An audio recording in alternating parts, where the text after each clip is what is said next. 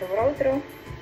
Днес ще направим едни палачинки, подходящи за моята малка бебка. Питах ChatGPT за рецепта за палачинки с малко сирене. Оня ден ги пробвах и тя си хапна доста добре, така че ще ги направим пак. Айде сме! Не знам защо просто не е снимало. Така, разбих яйцето, едно яйце, и 2 супени лъжички кисело мляко ще сложих.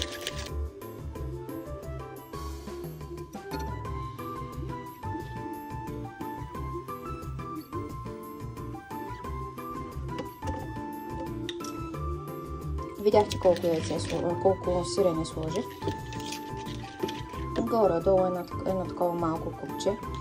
Не съм го вписнала в вода, защото проверих вече в ChatGPT, пратила съм етикета на сиренето, което ползвам и успя да ми изчисли горе-долу колко трябва да сложа, за да не е проблем за бъбреците на малката. Малката е голяма вече, на годинка и половина вече.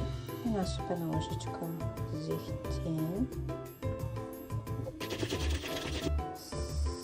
ChatGPT рецептата беше около 2-3 супени лъжички.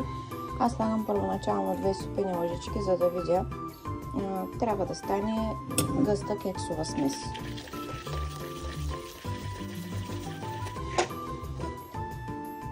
Тикана да загрее.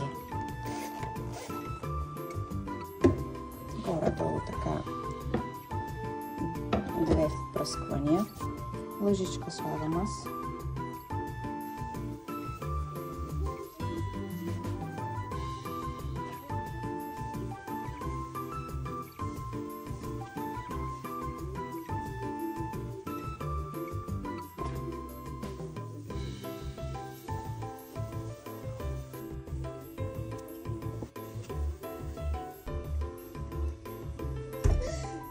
Слагам го така на парченца в една купичка и тя сама си яде после. Ох, че са малко горещички. Ама няма търпение вече. Айде, заповядайме.